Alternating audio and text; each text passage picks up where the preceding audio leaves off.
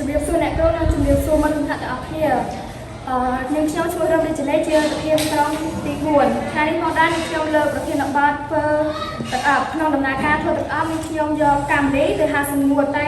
ខ្ញុំអត់យកវាស្ងួតលឿនព្រាមពេកទេយកវាស្គាល់តែបន្ទាប់មកខ្ញុំយកវាមកបុកឲ្យម៉ត់លាយជាមួយទឹកអង្ករតែអង្ករយើងអត់យកអង្ករសុទ្ធហ្មងទេយើងត្រូវបើកគម្របឲ្យវាហាជាអង្ករអស់កុំឲ្យវាមានជាតិកាតខ្លាំងពេកហើយបន្ទាប់មកយើងយកវាលាយបញ្ចូលគ្នានិងយកកន្ត្រងមកច្រោះដើម្បីយកសារធាតុដែលវារាវល្មមអត់មានកតិកទេហើយបន្ទាប់មកយើងយកវាមកលាយជាមួយនឹង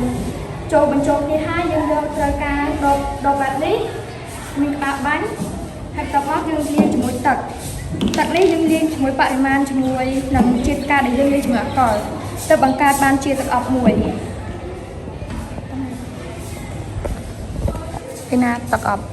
នេះគ្រូអានេះណោះចាចូលណាអង្ករខ្ញុំលាយបញ្ចូលគ្នាហើយគ្រូចុះនេះគេអាហ្នឹងមេវាពីអាហ្នឹងដែរយកវាមកលាយមួយទឹកទៅបានអាហ្នឹងគ្រូចុះនេះអាហ្នឹងទឹក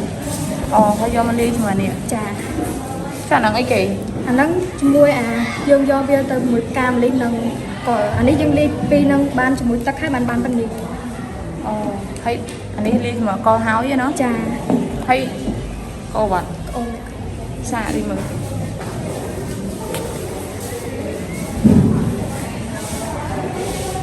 តែហាត់មួយក្បាលហ្នឹងវាទុំទៅទិញទៅវាមានធំខ្លួនទៀត